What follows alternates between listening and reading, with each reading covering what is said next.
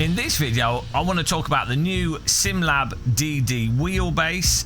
I'm going to talk about what I think matters when it comes to force feedback and force feedback devices, and I want to put out some skepticism or maybe some realism against some of the marketing that we're seeing for this SimLAB wheelbase.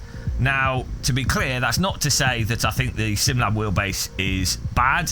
I've only really tried it very briefly in terms of personal experience, but SimLAB as a company, their rigs are absolutely fantastic. Their company is really focused about making high quality sim racing stuff. I think this wheelbase will be awesome. It could even be one of the best wheelbases that's ever existed. It could be really good. I don't think it's likely to be a bad product. So this video is not me saying, oh, this is terrible, this is lying, or it's awful, or anything like that. What this video is me trying to put a more realistic framing on things. There's this sort of delirium that occurs over new products, mostly I think due to the nature of affiliate links, just new productitis, FOMO, and just the nature of capitalism, really. Again, that's not to say anyone's lying. It's not to say anyone's being disingenuous. It's not to say that it's a bad product. I don't know what else I can say at the start of a video to try and avoid people straw manning what I'm going to say. But you know, I just want to be real on this. So, new SimLAB DD wheelbase. So on their website, and we'll just use their website for these are sort of the talking points that you'll start seeing. The DDS Talk Sync doesn't come from one standout component. It comes from a perfect balance of many. Every element from the motor architecture to the drive electronics, that power delivery has been carefully selected and engineered to work in harmony. This system level approach is what sets the DDS apart. By optimizing every link in the chain, we've created a wheelbase that delivers more than just torque. It delivers a new generation of feel, responsiveness and control. Now, that might be the case with the actual DD base. It's possible that it is absolutely the best direct drive wheel ever made. But already we actually have a problem here in that they're right. It doesn't come out from one standout component with everything. It's the whole system of things that actually matters and defines if something's better or worse, not one component. Now, unfortunately, and this isn't SimLAB's fault or any wheel manufacturer's fault, unfortunately, SimLAB or any manufacturer can only really deal with the wheel, the quick release and the wheel rim. Maybe like the power supply as well, you know, but they can only deal with the bit they do. Now, this bit might be really great, might be the best TT wheelbase ever. However, the software, as we said before, that's the defining component that drives everything. And at the moment, the software that people are primarily using and probably going to use it with this wheelbase is deeply, deeply flawed. iRacing, its physics are not how cars handle in the slightest at the limit. It's not at all correct. And the limit behavior of vehicles and how tires behave at the limit is the defining component of what you're using a DD wheel to really feel what the cars are doing and to then react and respond to that. In short, a DD wheel cannot fix iRacing's physics, can't fix ACC's physics. ACC's, again, that's a sim with massively flawed physics. They're great to play. I like playing iRacing. I don't enjoy ACC, but I think it's a great product. I'm not saying these things are really universally terrible. On the grand scheme of video games, fantastic. But the current sims, iRacing, LMU is very popular now. ACC is still quite popular. The biggest sims that are currently played are interesting. They have they have aspects of the physics that are really, really good, and they're great as a training tool, to be clear. But fundamentally, the way that you drive these sims at the limit and what's pertinent to high fidelity force feedback, LMU, iRacing, ACC are a bit of a disaster, and no wheelbase can fix that because it's inherent to the core physics. Before someone says, well, what is good, all sims are flawed, obviously. Nothing's perfect, but what you'll find is that AC1, Live for Speed, Automobilista 1, Richard Burns Rally, flawed, but the actual driving around the limit and the fidelity of the force feedback that due to the physics of those games and how those games actually drive is on another world better. And but those are not really that popular sims anymore. AMS2, interestingly, has absolutely superb force feedback, but again, the physics are really messed up in AMS2. The cars do not behave like real cars. So that's the thing. The wheelbase like this cannot fix that, and that is the standout component. It doesn't come from one standout component, it comes from a perfect balance. Unfortunately, the perfect balance is not the current sim racing software. But you know, SimLAB can only do what they can do. Anyway, smooth, powerful, natural, ultra fast, ultra precise. We're excited to bring this level of control into people's hands.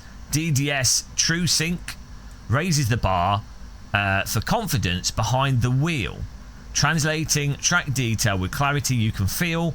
Ultra clean, lifelike force feedback lets you read tyre load, sense grip changes, and react instinctively. You'll catch slides sooner, place the car with accuracy, and push the limit with a precision that mirrors real-world driving. The result is steadier inputs, more consistency over a stint, and a natural connection that makes fast driving feel effortless.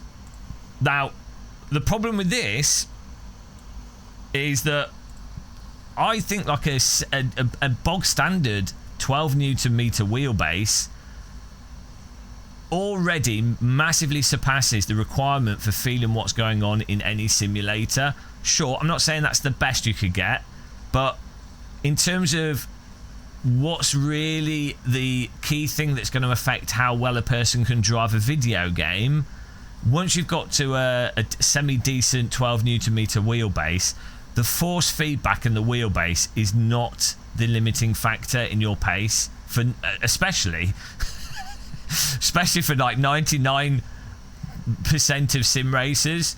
For probably 95% plus sim racers, just basic driving technique is really the issue, not the force feedback. And also, again, it's the underlying physics of the simulator that are the issue. It's knowing the meta of the simulator that is the defining thing when you're talking about getting into the last second of track pace. For iRacing, you have to know about the flash heating of the tyres and how you have to drive preemptively, how you have to smoothly roll the cars into the corner on the brake and apply the accelerator smoothly. It's not how you do not drive real cars like that. You'll get pace driving real cars like that, but it's not how you have to drive real cars. And there's many cases with real cars where the driver intentionally induces slip or gets the tyres on the limit. It's just more nuanced in real life, obviously. But yeah, you have to understand the meta of iRacing. Still a fun game to play, has very specific meta. AMS2, you have to understand the meta of AMS2 to go fast, which is get the car into the corner a bit too fast, welly the throttle, take advantage of the hookup that you get on the throttle, use it, and the steering authority that you have. Every sim has one of these metas that what you need to understand if you want to be fast at a specific video game, and they're all video games. So that's really the bigger defining thing of if you will be faster or not. It's not really the force feedback wheel.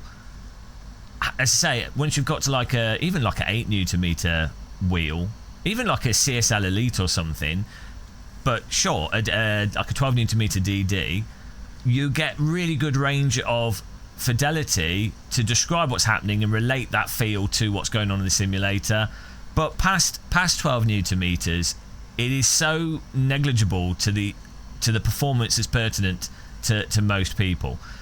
Also, we're saying, so probably 95% of sim racers are 4+ seconds off the pace. So getting bogged into the pace component, and the pace being the sort of the pragmatic argument for a product. The pace, it's like the really expensive sports equipment. It's the best. This famous tennis player uses it, so you need to get this best tennis racket. It's not really pertinent for most people using the equipment. And anyway, the claim here is that ultra clean lifelike force feedback. The thing is, sure, that I'm sure it feels great. It's worth pointing out that simulation centers that are used by pro drivers, F2, F3 Formula drivers, they some of them are still using like Bodner wheels, which absolutely have worse motor feel and worse fidelity force feedback than some of the DDs that have been out for, like the OSW and many OSW solutions that came out 10 plus years ago have better feel, better motor and end result force feedback than the Bodner wheels. Especially, you can configure them to feel really great. So you for decades we've had stuff that's better than what Formula 1 drivers will be using to train with, or have used and still currently are using. So how ultra real do you need, really? Also, if you're being literal, ultra real isn't necessarily actually the best thing. Many cars have really bad feeling steering. Power steering systems feel terrible often in real cars. So yeah, I know I'm being a bit disingenuous. Like, the point of this is that it does great force feedback, but I think it's worth being clear on this. Lets you read tyre load. So do, I say, any 12 Newton meter or any moderately decent DD wheel does that.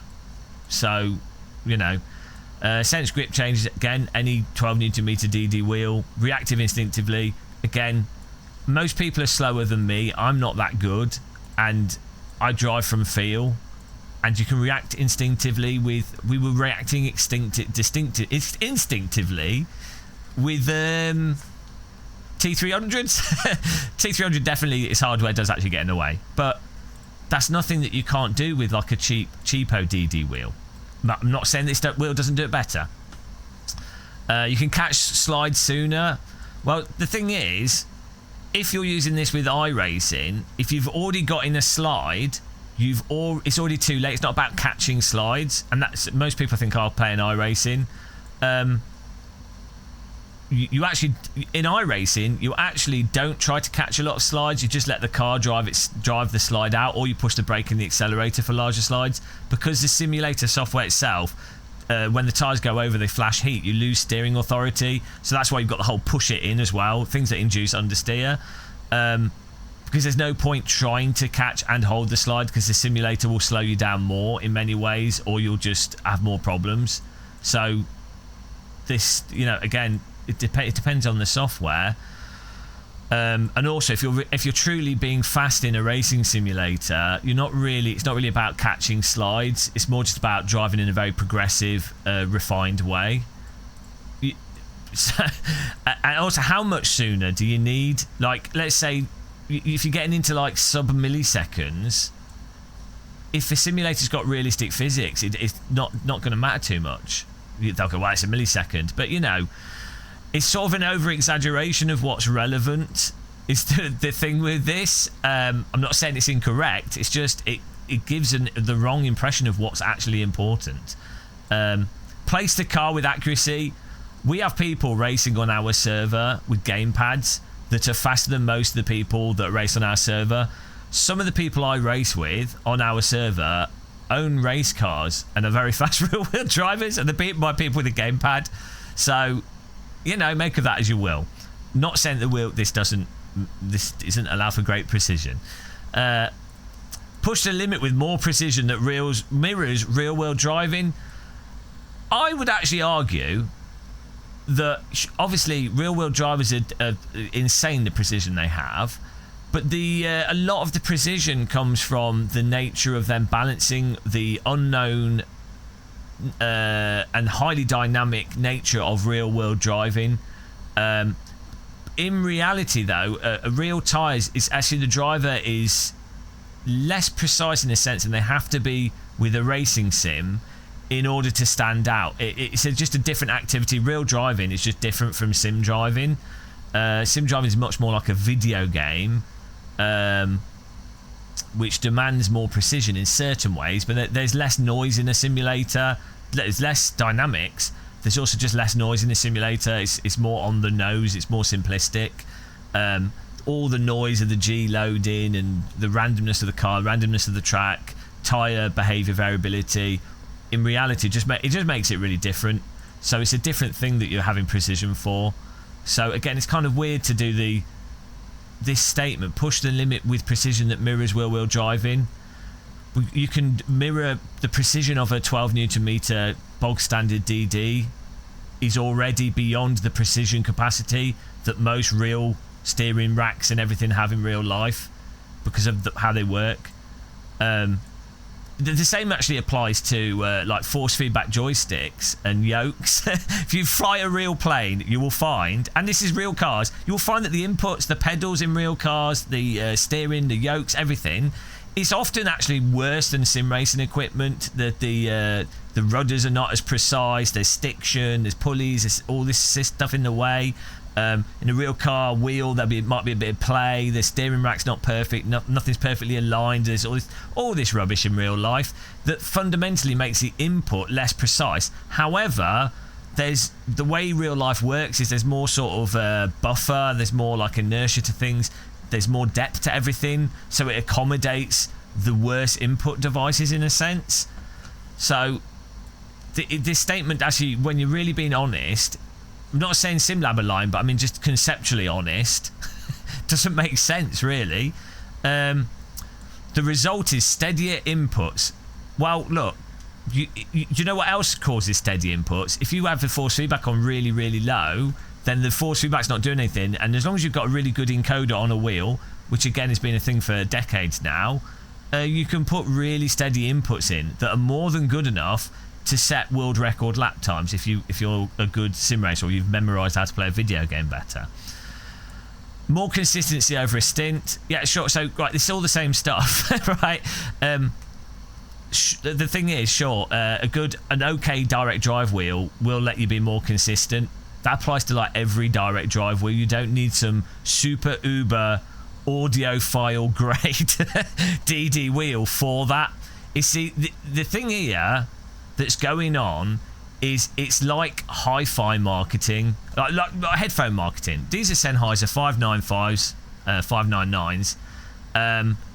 These are perfectly fine headphones. Sure, you can spend £1,000, £2,000, £10,000 on better headphones, but the Sennheiser 595s, which are like £80, they are very good headphones that meet the criteria of listening to music or even producing music. I actually use these headphones myself to produce video game music, shit music. I'm not claiming I'm a great musician or audio producer, but I've used them to commercially make music for stuff, not good stuff. But I know other people that have used them for professional products, actually making music professionally. Ideally, you'd use like monitoring headphones, but those are like not necessarily that expensive. They're not people producing music aren't necessarily using audiophile grade headphones. There's a whole range of headphones that are perfectly fine for absolute top level professional music production. You just get to a point of real diminishing returns. But obviously the hardware companies, they want to justify their product, and it's like, well, our product's 0.001 hertz better than the other product, which it might be, but you have to ask yourself the question, is that really the relevant factor? And this is where we're getting with these DD wheels. It's like the software, the physics in the major simulators is 99% of the issue, not your DD wheelbases. Next gen pass through, future proof design. I actually think their quick release and all this stuff looks fantastic. So anyway, I'm sorry guys, this video is so boring. I just want to. I don't know. I just feel like sim racing is going a bit off on the deep end a bit. Not saying that this is a bad product. I think it'll be great, but it's this subtext, I think, that these sorts of things present, in that it's capitalism, you know, the FOMO makes people want to buy something. And again, I don't think it looks like an awesome product. My actual, having not really used this, my consideration with this primarily is actually the length of it seems like a significant downside, I think, for a lot of users. And then obviously the price of it is quite expensive. Not in a bad way, it's competitive with other products, you know, but do you need to spend that much money on a direct drive wheel, you know, would be a question. And then really the underlying software is going to be the crucial component. How easy is it to use? How well does it work with rando games that come out? How well does it work with different simulators? You know, there's been really good wheels in the past. Let me name and shame here. So the AccuForce wheel, very good wheel, one of the early wheels to have full telemetry control. It's bizarre to me actually that more wheels have not had full telemetry as a USP, because that is something that's quite significant. Anyway, the AccuForce wheel, one of the first DD wheels that you could buy in the UK actually, before the OSWs really sort of rolled out. Great telemetry control, great options. The motor's a little bit grainy, but absolutely fantastic wheel. However, the software, you had to do a thing with the license key, which was a pain in the arse. The software was a terrible user interface, really annoying to use. So even though the wheel had the capacity to be better than any DD wheel, like it was like a decade ahead of its time, well, at least 5 or 6 years ahead of its time, the software and the user experience of that wheel made it a total pain in the arse. And even someone like me that likes to fiddle around, and at that point in time as well, I was really fiddling around with seeing how telemetry can affect different sims and how you can make up for a sim that doesn't have particularly detailed force feedback, and what does that mean versus the sim's physics. So I was really into, I've got an AccuForce behind me right now, I was really into it, but I ended up not really using it. I just ended up using I ended up using the OSW in the end more. And then I've ended up using like 12 Nm DDs and other DD wheelbases that have worse software and worse features, but they're just more consistent to use. So that's the crux of it, is that what is it actually like in practicality to use? Again, obviously a hardware manufacturer is going to sing the praises of their equipment, you know, and what they've done. That's the only thing they're in control of, so it makes sense. But unfortunately, as I say, I think it presents this subtext of a distraction to what's actually relevant. And what's relevant at this point in time is the physics issues with the leading simulators. And unfortunately, if you're an influencer or YouTuber like me, or a promoter or something, or hardware manufacturer, they can't say iRacing, guys, is actually a bit crap at the moment, because that's most of their market that have the budget to buy a DD wheel. So that'll just piss off this, they'll lose a lot of sales. If influencers are directly honest in an uncompromising way as to the shortcomings of AMS2 physics and force feedback, LMU physics and force feedback, and iRacing physics and force feedback, unless they're a Formula 1 driver, they will, you know, they're just going to lose a lot of audience and piss people off, and then get pigeonholed as being like me, pigeonholed as being overly critical, miserable. It's a commercially unviable strategy. So this is where we're at with sim racing. Missing the point, I think, generally, and it has been like this for quite a while now. Anyway, where do we go with this? The point is, this could be a really good direct drive wheel. I actually personally really like SimLAB. Shill warning, they sent me years ago a SimLAB cockpit, P1X cockpit. Really good cockpit. I'm still using it now. Like, if I think something's really good, I just keep using it. I really like SimLAB. I like their story of where they started from. You know, it's one of those sort of actual hobbyist. No one gets into sim racing for pure money making, at least initially. Well, maybe now they do, but in the past, no one got into sim racing just to make money. It was, you know, it's very even more niche than it is now. SimLAB, authentic, did good rigs. I think, you know, they're doing a good job. Their heart's in the right place. So I think this would be a great product anyway. But yeah, I mean, maybe let's play devil's advocate. Maybe I'm just being too critical. Maybe I'm too cynical. Maybe what I'm saying is just really obvious, and maybe you could argue that I'm assuming that the other people are not as knowledgeable or something to a degree that's unfair. Maybe the stuff I'm pointing out is just such common knowledge that it doesn't really need pointing out, and people just read all this as like, oh, it's nice promotional material. Maybe I'm too cynical. Maybe I'm misreading this. I'm open to that possibility, but I don't know. I feel we're going audiophile with sim equipment and missing the point. If you're listening to Taylor Swift, you're listening to Taylor Swift.